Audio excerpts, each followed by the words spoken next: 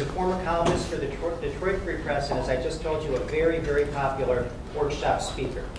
He writes a monthly column on boys' work for menstuff.org, which is really a terrific website.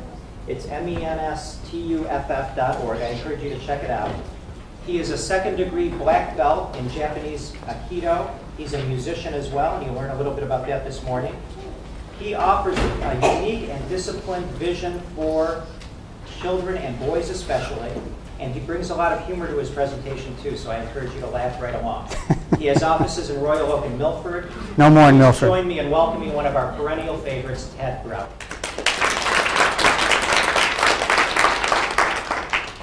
Thanks very much, Kevin. I'm on. Can you hear me okay? Can you hear me in the back? Good, okay. I'll probably get louder once my battery warms up. I don't have an office in Milford any longer, just Royal Oak. Let's rock and roll. I have a lot to talk to you about, and I'm going to do my absolute best to condense it so I can spend the majority of time dealing with the questions that are not dealt with enough by just what I'm telling you. I sum up boys in 2 words, very simply. 2 words: strong and play. Strong and play. To me, everything about boys is threaded through those 2 words, and it'd be great if I could just simplify, but that's the way I understand them. Within that, and this is my particular view, you do not find this in classic psychology books. A boy's soul's purpose is he is preparing and practicing to become a man. That's what's going on here. Yeah, gets everyone laughing. And that's very significant because his image of manhood, what's presented culturally, has a huge impact on him. And there's an undercurrent. There's an undercurrent to the boys' world that we tend not to talk about, but has been well written about, well brought into the public life. For example, the work of Bill Pollock, who has been to Detroit at least once, and Bill Pollock has written about the Boys' Code. Any of you familiar with what he calls the Boys' Code? Okay, so I'm going to talk about it, and the reason I want to talk about it now is because the boys bring this stuff to me all the time. And it impacts them in a big way, and it impacts you as moms and their dads, who obviously can't be here this morning, in a big way. And how do you deal with this? What is the Boys' Code? He's got it identified in having 4 qualities. One is solitary. It's 4 S's. Solitary means I do it myself. I'm on my own. Being a little guy means doing it myself. Solitary. Okay? Second quality is silent. Stuff that's on his mind, things that he's feeling. He keeps it to himself because that's what guys do.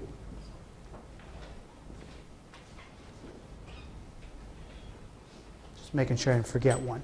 The third one is stoic. And this is particularly powerful when it comes to the area of how he feels and what's going on emotionally and in his body. When I refer to his body, I mean how he physically experiences his emotions.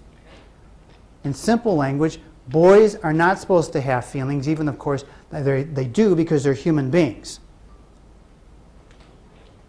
And the only feeling they're supposed to have, to be a little man, is anger. So everything gets channeled down that stream. So a bunch of what you're talking about, when you see anger and stuff, it's that channeling. It's things, there's going to be always more feelings going on, but what you'll get a lot of is anger, or acting up, and so forth and so on. The fourth one in the code is status.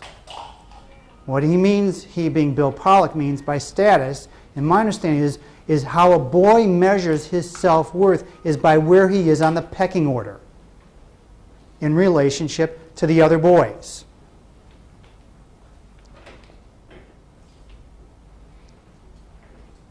Along with the Boys' Code, there's the work of Kinlan and Thompson, Michael Thompson and Dan Kinlan, who published a book a long time ago called Raising Cain. Okay? You know, familiar with that book? Great book. Great book. And what they articulate is what they call the culture of cruelty. Boys are mean to each other. They're mean to each other. And they're always mean, but they're plenty mean, and they're mean. They use themselves and their mouths as weapons.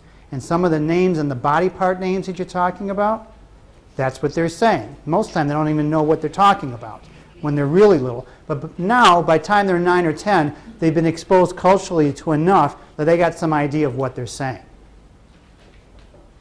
And this model of boy, which is a connection to this model of men, really has a basis of being boys are non-girls. You have male, which is strong, not feeling, in control, the old patriarchal thing that has fallen away, but this vestige is in place, and anything other than that is feminine, feeling, body, active, creative, all that stuff. It's a bunch of garbage. But that's how the division has been there for a long time, and the boys are still living with that. They treat each other that way, and if you look at things in the media, you know, the projection of what it means to be a man is either this hyper-masculine or it's become a buffoon.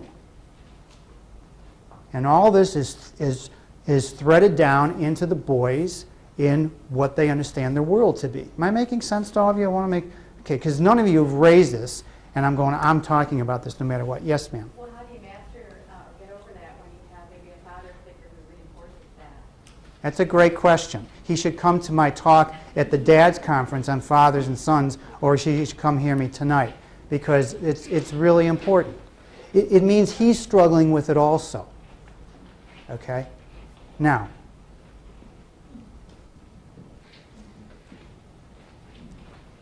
boys are human beings with all the capacity of being human beings, and I'm going to present you a model of what you call boy and male psychology, where all of the capacity of being human have their place, have their ability to develop as personal power. But I want you to understand from me, and this is why it's so important to me to tell you, to working in this field with boys of all ages, including adult men, and being in this world my whole life, I see the connection between the boys' code and the culture of cruelty and what goes on with boys all the way up to adult men who are unhappy, not able to fulfill the potential, they're depressed, they're prone to addictions and substance abuse, have difficulty being intimate with people that matter to them, that they love and care about. The work that's been developed by Terrence Real and Jed Diamond, to name two really good people in the field. There's a direct line between the two. And my work with boys of all ages and with people who are involved with boys, which is all of you, is about changing that and presenting a model that can help you see the boys differently, interact with them differently, and have some tools and skills to bring about a different outcome for them. Okay. Y'all shocked yet? Okay. The picture of male psychology that I want to give to you comes from the work of Douglas Gillette and Robert Moore. Douglas Gillette, and it's called King, Warrior, Magician, Lover. King, Warrior, Magician, Lover. And those are what they refer to the 4 mature male archetypes. I'm going to make archetypes, the idea of it, very simple. It's a Jungian psychology term. It's like a blueprint or a potential. Like you can have muscles that are potential, but you don't actually develop them, or how you develop them will be particular for you and different for somebody else. King, Warrior, Magician, Lover. And I brought some items with me. Are you with me, Dan? As symbols. My card is intended to be a symbol of the king. The king archetype, the king potential, is leadership, direction, blessing, and order. Order means having rules, and being able to be effective with the rules in a way that's non-destructive. And blessing is recognition and validation, something that all boys need. All human beings need it, but since I'm talking about boys. That's the potential of the king.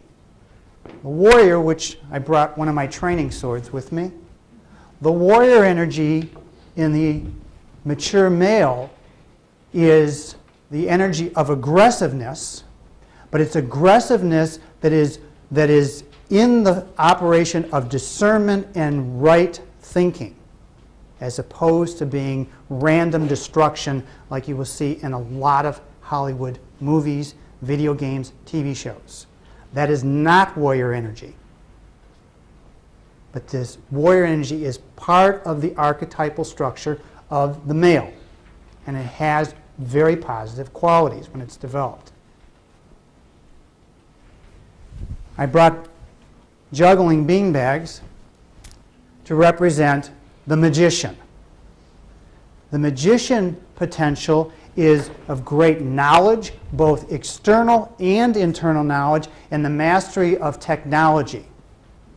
Outer technologies for the benefit of humankind, and internal technologies, things like meditation, yoga, so forth and so on. Alchemy, magicians. And the last one, I brought an instrument, since I am a musician. I brought a harp, because it's small and easy to carry, to represent the lover. And the lover archetype is really what the word is. It's not simply romantic love, it's passion for life. Passion for that being engaged in life, and it can be in particular ways. It can be passion for ants and insects is lover energy. It could be passion as an artist in painting, poetry. I'm going to tell you a quick story working in this way backwards. I met with a 20-year-old a couple days ago who's he's a son of a friend of mine and grew up with my daughters. I happen to have raised 2 daughters, by the way. And he and I met at a coffee shop in Ann Arbor a couple days ago, and he was telling me about how when he went into middle school, the kind of difficulties he faced, because what he loved to do was draw and paint and be out in nature and study nature. And he was not very athletic, he wasn't physically active, and he took a lot of hits, a lot of what I've described as the meanness of boys, and it impacted him so much he started to hide his drawing, hide his interest in nature, started running cross country, lifting weights, so he could be more of this male that is simply focused on strength as in muscles and strength as in controlling. I presented this model to him where you see that his artist is lover energy, and that there's power there. Power not in the sense where you're controlling other people, which is something I'm going to talk about, I'm going to have to talk about this morning also. Power in that he has capacities, he has potentials, he has gifts that have been given to him and brought into this life that he can develop and he can then give to the world, which is what it's all about, moms. When you look at your boys, each of you, you want him to be the best he can possibly be. You want what his talents and gifts and potentials are to grow and develop, and he can feel confident, be who he is, and bring that out into the world. Well, this boys' code and cultural cruelty, it just messes with it big time. If you don't have an alternative view, then the mainstream and the historical context of what it means to be a man, you don't have, what can you offer your boy as another way of looking things? And he says, well, you know, they're making fun of me because I'm not athletic. Well, okay, you can be very neutral and honest with him. No, you're not very athletic. What are you? And if, let's say, he is artistic, or he's a musician, or he's going to have his talents and skills, those are male also. You're going to say, well, that's part of the lover energy, or that's part of the magician of being a man. And you can grow that. I met with a boy who's also in college, and he's been having some rough times, and he talked about being intuitive. But he couldn't find a model out in the world where being intuitive as a man was manly. Okay? Now, in this other model where being a boy or being a man is not being a girl, the reality for them is they're under all this pressure. They're afraid all the time of being shamed for being like a girl. Now, I'm in a room full of moms. Do you have any idea how insulting that is to humanity? For all of you, that to be a boy, you can't be, no, it's like, psychologists say, that's really crazy. But we've been living with it for years. Well, I decided in this presentation, it's time to put these cards on the table and call it what it is. It's cruel. Because the boys then are living with fear all the time of being shamed, and they're being shamed for being who they are, because what they are being told by one another and by whoever is that being that way is not being a boy, when that is objectively not true. Shakespeare was not a sissy. And poets are not sissies. They're poets. They bring beauty to the world. And musicians bring music to the world. Boys tend to love music. Okay? So the model of king, warrior, and there are boy levels of this. I'm giving you the mature male because, as I said, the whole movement of boys is from boyhood up into manhood. And when they can be spoken to, which is what I do with them, that those qualities are powerful. I'll give you a story of an 11-year-old who he's been through a lot and he had a lot of feelings. He kept getting in trouble at home and being a bad boy. You know the syndrome, okay? And he doesn't want to talk about his feelings with me, so we're in my office playing a game together, which I'll explain why we play. We're playing a game together, and in our playing together, it's coming out what happened and how he feels about it. Because you ask a boy how he feels, he's going to go, I don't know. Right? I don't know. Because he's not supposed to talk about it. He's not supposed to have any feelings because that's girl. But it's not. It's not. Having feelings in an emotional body is a sensitivity to life which all boys have. Moms, any of you think your boys are sensitive? Uh-huh. See, the moms have been validating something I've known for years. They always tell me their boys are sensitive. What the boys need is to get. When I say understand, I mean not just in their heads, in their bodies, because boys are all in their bodies. In their bodies, that their sensitivity is power. Not power where you're controlling somebody. It's power that allows them to be able to be in the world and do things, where they can sensitive and they can, I don't want to say, they can adapt, they can intervene, they can do things, they can have an effect. So this boy is sensitive that I'm telling the story about, and he has these feelings, he's telling me, and when he gets done, I say to him, that was really brave. And he looked at me like I was a little strange, because, you know, the idea of bravery and courage is what they get from TVs and movies, and it's all based around violence. That's not true. Let me say this about all the cultural stuff. All of this violent stuff and the aggressiveness is meant to develop strong qualities in a boy so he can bring his persistence, his tenacity, his focus into things that he does in the world. That's what it's meant to do at a psychological soul development. What happens when it gets distorted, that's the only form of strength, is everything I've been talking about. So I said to this boy, that was really brave. That was really courageous. And he looked at me. I said, because you were afraid to tell me how you felt. And you took the risk to do that. You trusted and you took a risk and you told me and we talked about it and it moved somewhere. And that was a really brave thing to do because you could have kept it to yourself. That's blessing. And that boy got it. Just like that. And the reason I know he got it is because his mom called me later on. She said, you know what he told me when he came out? And I said, no. He said, you said to him he was brave and he felt wonderful about it. So back to the beginning, moms. Strong and play. When I said to this boy that was brave, that action he did with me went from being fear-based and weak, which is what a boy does not want to be, to strong. Did you get that? Okay. So, in preparing for manhood, this is how I see boys, and this is what's going on. They're playing all the time. A lot of the stuff that you're talking with me about is play. They're playing with you, moms. They're playing with you. I know it drives you nuts. Okay? And they're playing with you to see what you're going to do with their play.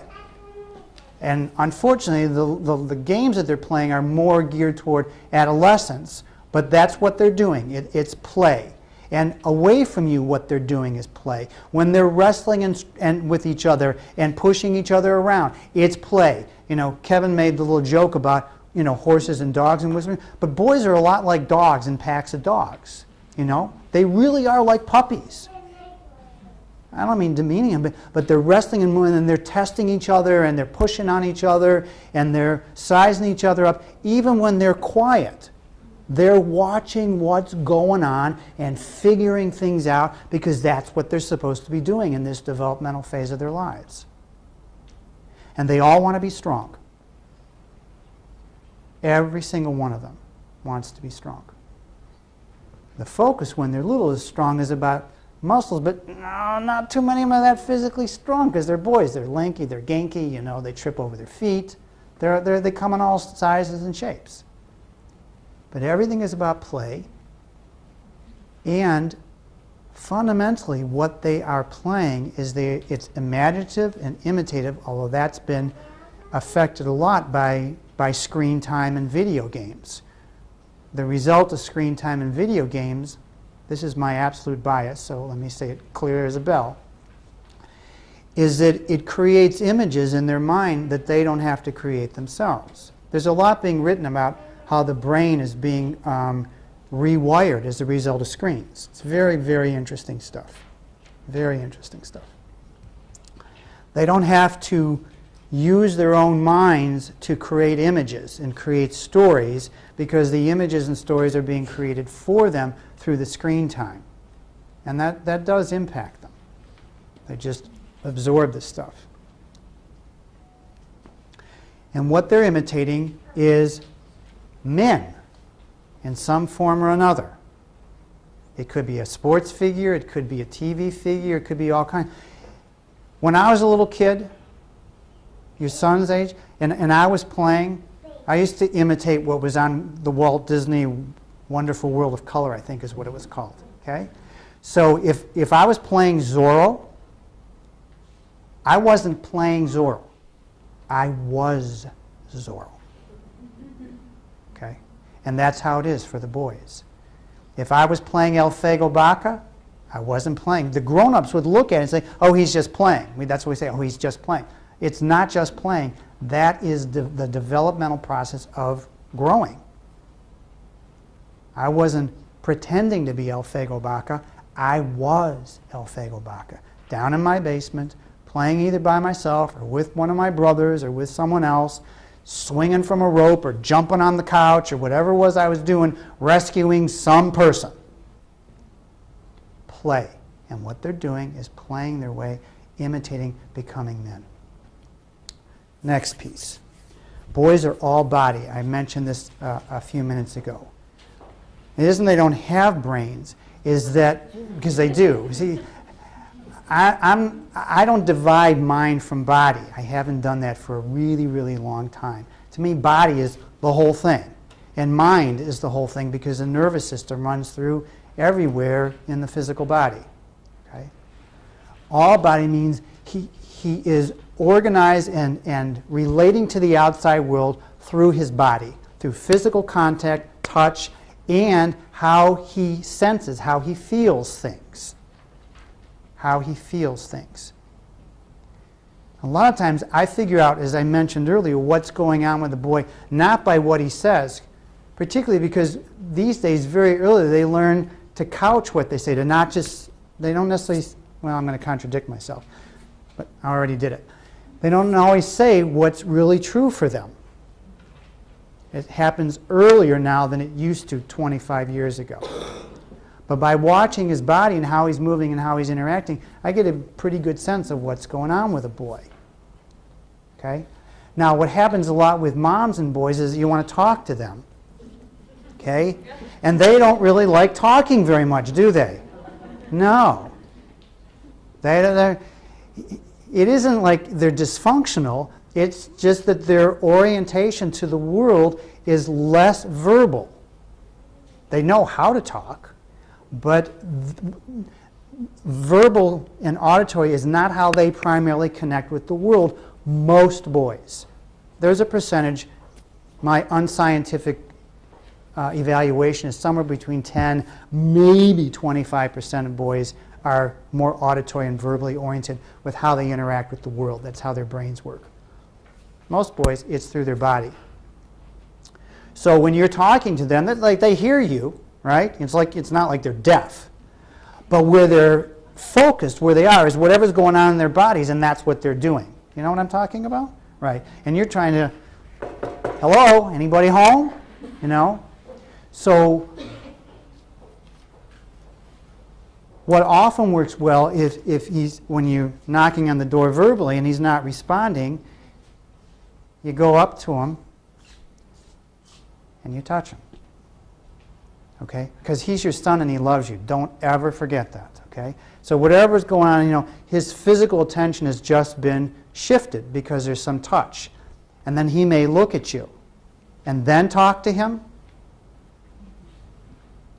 9 out of 10 times you'll get a really different response.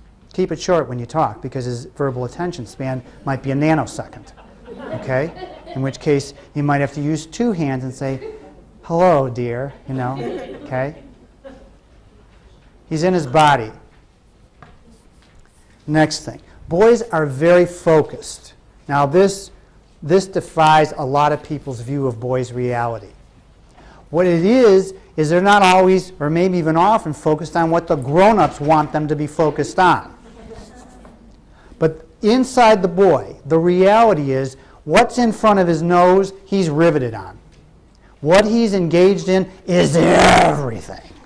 Like I said, when I was Zorro, playing Zorro, I was Zorro. A bomb could be falling on my house, and I'd still be saving whoever needed to be saved. Okay? Very focused. And usually it's sort of, as I said, it's like what's right there in front of his nose. So if something's going on outside his nose, particularly if it's verbal, he may not register it. And the trick is, and it's quite a trick when what he's focused on is different from what the grown-up wants him to be focused on, and how do you get those two to work together? How do you get those two to work together? But I want you to understand, fundamentally, boys are very focused, and they're focused on what's important to them, which is what they're doing at that particular moment. I have a question about that. Oh. How do you stop that when they're focused and you're trying to get The question is, how do you stop that? You cannot stop it. What you have to do is engage with him in a way to shift his focus. What is happening, what you all were describing during the question part, is you have control battles. What I call control battles about what's going to be going on, and the boys have now gotten to be as good as the teenage boys at control battles and getting you to fall into their game of playing, win-lose. They play win-lose games with you. Am I making sense? And he's winning. I'm jumping the track here, but I'll get back on the track in a second. He's winning when he gets you to do when he gets you to behave at the level of his behavior. Not necessarily gets you to do what he wants you to do, but then he's winning that way also. But if he's saying no and getting defiant with you, and then you get aggressive and then you're now at his level of operation, he's won. He has won. You got it? Yeah. He has won. And see, boys, I mentioned everything is playing, and developmentally, and this is unavoidable, moms, but developmentally what's going on is win-lose because he's learning about the world of competition and winning and losing during this phase of his life. That's what's supposed to happen. We can't change that any more than we can change oxygen. It's just the way it is. This is part of development. What isn't part of development is that when he's winning in his control battles with you because you're losing it. And look, I'm more than sympathetic, and you're all here because you want to understand this. So nothing I'm saying, if you think, oh, I'm being a bad mom, no, no, no, no, no. This is really hard stuff. And it's really hard stuff because they're very good at it, because the larger culture has done a lot in the past 25 years to empower children and boys to basically feel like they're really full of themselves and they're it. And the grown-ups are nothing more than their peers. And they treat you like their peers. There is not a lot of cultural support for parents being treated fundamentally with respect. It just isn't there, moms. You know that. It's just not there. Okay, so I'm going to pause. Mike, can I have you for a minute? Can you come up here quickly? Because this little demonstration will show you something. I'm going to get back to the boy. Because you asked, what do you do? Okay, so come on over here, Mike. This is my good friend, Mike Josephson. Mike is doing a presentation at the Dad's Conference on grandfathers and boys. Grandfathers and children. I just think boys because I'm on the boy track. It's excellent. Send people. Grab me with, that's your right hand. Mike's going to come over here. Okay. Mike's just grabbed me. Okay? A little tighter. Okay, he's grabbed me. Okay, so we're starting to think. So I pull. Okay, now what are you going to do naturally when I pull? Right, see that? Okay, so we're going to show you. See? Grab. I pull to get away. Mike's going to do what comes natural again because he wants to hold me. He pulls me back. I pull him again. Mike's going to do what comes natural to him. He pulls me. I pull back. Does this look familiar? Right. This is what your boy is doing with you. And what he's doing with you, Mom, he's trying to be a little man. He's trying to be the it, okay? Because you get all this stuff through the marketplace and the media about they're the its. Let me throw this in here because I won't have time to develop as much. Boys and children are given symbols of power. When I make symbols of power, I'm referring to things that would be in the adult world when they haven't developed the level of maturity to handle that symbol of power. They haven't proved themselves, but they get the power symbol anyway. For example, I've now discovered, 9, 10-year-old boys with Blackberries. Blackberries. I mean, I know adults that can't find their way around Blackberries. Okay? I mean, this is huh? Kids are better at it. But it's designed as a business tool that's now, and when the boys get it, it's a symbol of power. Okay? But he's not any more mature. I go through this, and I'll say it tonight, about boys getting driver's license. We think because you've hit a certain age, you get this symbol of power. But you may not have the maturity for that symbol of power. That's not what happens in the real world. I didn't walk, I'm a black belt in Aikido. It's Japanese martial art. I didn't walk in there, and because I was 37, they handed me a black belt. Okay? I had to earn it. All right? But they have these symbols of power, and they think they're the it, because they can buy this and buy that and blah, blah, blah. Okay, so Mike's grabbing me. So you got these control battles. He grabbed, he wants to control me, he's pulling me. I pull back. Come on, let's reel. All right, yes, that is my framework. Okay, that's what's going on. And for him, because he's a boy and everything's about winning and losing, if you'll do that dance with him, he's won. It doesn't matter what the content is. It doesn't matter what you're talking about. Don't go away, I'm not done with you. What matters is the game. And he's a boy. This is fun for him. You're an adult. It's not fun for you. Okay? And he doesn't understand developmentally when you do this with him, it is messing with his growth. All you know is that you're frustrated, it's making you nuts, and what can you do? Because it seems like everything out in the world is against you to be able to manage your boy. Okay, so Mike's grabbed me, right? He's saying no to you, right? He grabs me, same grab, but I don't go like this. So he does, because when I do this, he's going to do that, right? He grabs me. No, you got to hold me like you mean it, because I want them to know this is real. See what's happening to him? I like to hum too. So how this is verbally is he says no, and I go, Oh, really? No. And so saying, you can't say no to me. He's won. We have to become a black belt? Yeah. That's why I gave you the cards. Because I can't take you from white belt, which is beginning belt, to black belt in an hour and a half. But with the reason for the cards is, this is the commercial part. I do classes, groups, workshops for moms of boys. Elementary, middle school, high school. So because when you get a group of people together and you understand the basics and you start practicing it and applying it in your specific situation and you get input from me and you get support from another, you can't imagine the level of power you can go to quickly and the impact you can have. And I'm really clear at this point in my life and my career, we're going to make a big difference. We've got to have a lot more activity going on in the community. It's not enough to just work in my office. It's not enough. But that's, yes. But you want to become a black belt anyway. Otherwise you wouldn't be here. So the boy says no, and you go, oh, really? You're saying no. And he's blah, blah, blah, blah, blah, blah, blah, blah. And that's a cool phone ring. Blah, blah, blah. And you just, like I did, turn. That's called tenkan in Japanese, turning. And you just stay right on track with what's on your mind. You don't have to be forceful about it. You just stay right on track. Yeah. So for example, when my son is focused and he says, don't interrupt me, when I ask him to do something, what should I say? Okay, he says, don't interrupt me.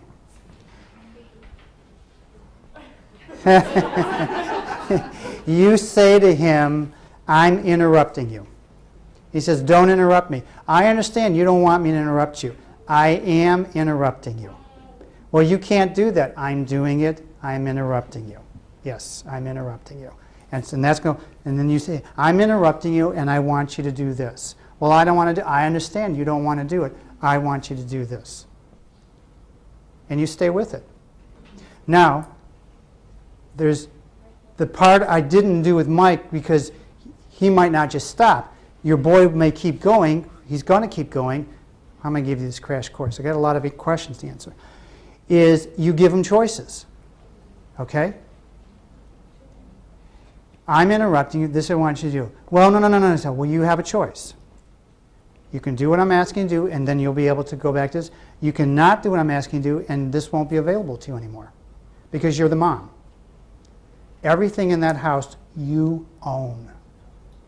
Okay? The boys, in their mind bodies where they think that they're the it's theirs and they own it. It's fantasy, it's illusion, it's not true. And this isn't trying to control them, make them do something. It is being clear about your values, clear about what's important, and clear that you're the authority, and you don't have to do anything to prove that authority. All you have to do is very lovingly exercise it. Yes, ma'am. I have a 13-year-old who thinks he is it with a capital I. Mr. It. You're right. And I've taken away everything. And he said, I don't care. He said, you can take away everything. All I have left is air, Mom. Right. So What happens with the boy, I have to go back and get more detail of this. See, it looks like what I'm telling you is take things away. Well, That- no, I've offered positive things as well. I'd have to have more detail because he's in the win-lose game. So he sees you're taking stuff away from him as your attempt to win. He's not going to lose, so his attitude is take everything away. It doesn't matter. Okay? What has not happened is the turning and the blending. I cannot enforce this, repeat it enough. When he is programmed to see things as win-lose, when you see things as win-lose, you have a nice little game going, right? Someone, and it's got to be the grown-up, has got to step out of the win-lose game and hold to a different game. And when that happens, the boy comes. Will he come instantly? Of course not. He's a boy, right? If Mike and I had continued, and I had turned so he swung around to hit me or something, I would have made some other movement following his direction. Why? Because my focus is not on what he's doing. My focus is here inside of Ted. What I'm saying to you is your focus is with you and what it is that you want and not trying to control him and holding to it.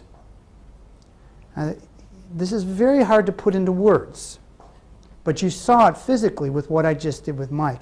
And what I'm telling you, it is doable, learnable, effective, powerful, and what he is hungry for, because as much as he's enjoying the winning part, the part of him that needs his parent not to be at his emotional developmental level is scared big time.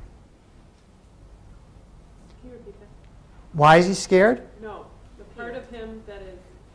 The part of him that needs his parent to be at a higher emotional level, maturity level than he is going to be scared to death because he can't grow up if his mom or dad is acting like they're 11. To be really crass and simple about it. Because he's in his boy world, okay? And it's like a magnetic field. In order for him, he won't just automatically outgrow it. Lots of men out there that are in big grown-up bodies struggling with this very same stuff. Okay? Not particularly happy either. All right? Hang on, I'll be right there. Good grief. Anyway, we can slow the clock down, Kevin? All right?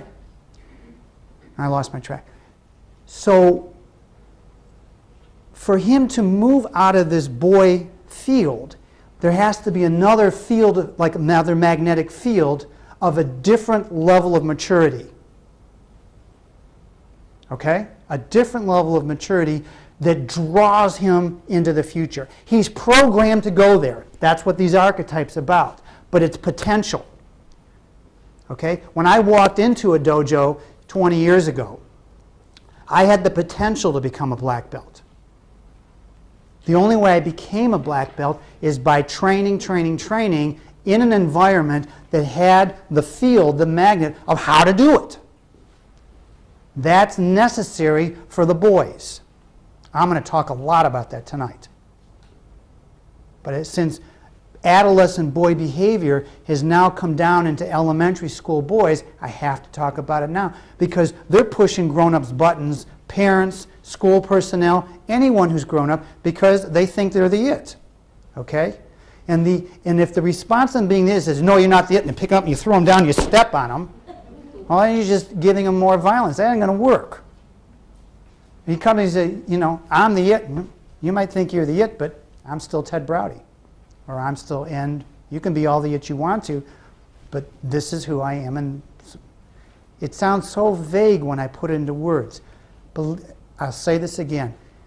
Yes, become black belt. It is learnable, doable. Actually, it's pretty fun because the boy is watching, and when the grown-ups actually do it, he kind of gets this little look and he's watching, what's going on here? And then he pushes a little to see, is it real? And when it's real, he starts to smile.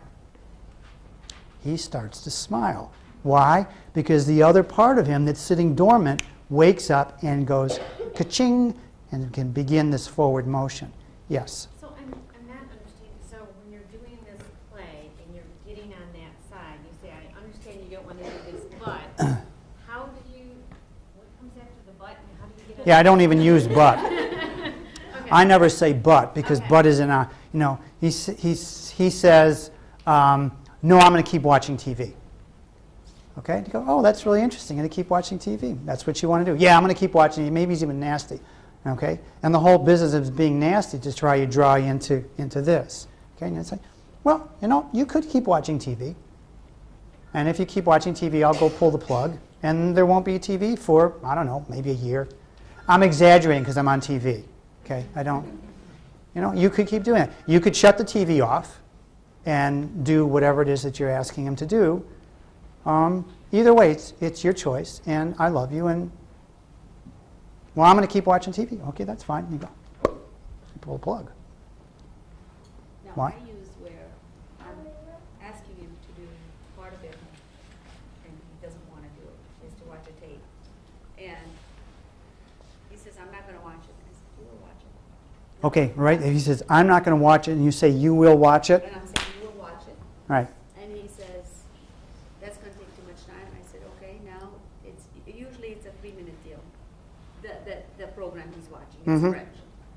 I'm not going to watch it. I said, then I'm going to watch it twice. And so we went at it, and then I Right. stopped. You just raised the ante. I raised the ante, and I kept, well, you have to watch it 6 times now, and he stopped. Right. So in the win-lose game that you played with him, he got to the point where, for that moment, he cashed in his cards in the poker game. Okay? Right. All right. So you won that situation and have helped to co-create the situation. We'll keep going, because if he lost, he's going to get you next time. Because he's a boy. He's going to be looking for revenge. Boys look for revenge all the time. I mean, come on. Hang on a minute. I'm going to finish this in 2 minutes and then get to, okay. Now forget it. Just forget it. I've given you enough. Let's get to the questions. We only got 20 minutes. Go ahead. I have 3 boys, almost 14, 11, and 8. Right. And the video game issue is a terrible, terrible issue with the boys of this generation. Yep. And every mother here knows about it. Yep. I have said I'm not doing the video games. I gave in to the video games. Now we have Xbox Live. I don't want it, but the needling and the nonstop to get it, I finally said fine. Okay, it was bad. I went out and I said fine. Hey. I say, I don't want you playing it during the week. Well, that became a huge battle. Right. Why don't you want me to have, like I have to explain why I don't want them to play. Okay, hold on. You don't have to explain anything. But then they say, but I want to play with my friends. Uh-huh. So now everyone else is letting their kids do it, and then I know, believe me, I know, I'm not supposed to give in to what everyone else does because I'm raising my own family. I think mothers know exactly what they're not supposed to do. Sure they do. But we get beaten down. Right. nonstop. Right. So So, what did we say, and what really is, when you say the video games, they now have lost the creativity in their mind? I wouldn't say lost it. What I'm saying is there's some very interesting research in terms of how the video games and screen, particularly video games and computer, is affecting the operation of the brain. But go on, because there's a question here. Well, my question is, I give all the reasons that are intelligent reasons. And Okay, that's not stop. enough. The intelligent reasons are irrelevant because they're not intelligent beings to begin with. Meaning, see, with all the reasons and stuff they're giving you is basically irrelevant and meaningless because they're using that information to bully you. Okay? And this is about power. It's not about the content of what they're saying. It's about the relationship. Who's in charge? And again, I'm referring to in charge being isn't about dominating and controlling them. It's about the fact that, you know, you're 37 or 25, whatever you are, and there's a difference in age, and there's a difference in maturity, there's a difference in wisdom, and you have a different role to play than if you were his peer, but he's trying to treat you like a peer. Okay? So when he's giving you explanations and reasons, basically the appropriate response is, so what? And see, you're right, all you moms know, but you're being pounded away by your boys, by the community where this is what's being marketed, this is what's available, this is what they do, this is what's fun. And truthfully, what I encourage, you get together. I'll help you get together. I'll help you feel the power that you actually have, that you feel slipping out of your hands because you're being pounded on by the boys and by the larger community. If you would like to contribute to this fine organization, go to our website at www.bbfaprevention.org and click on membership. We also welcome phone calls at 248-341-6340.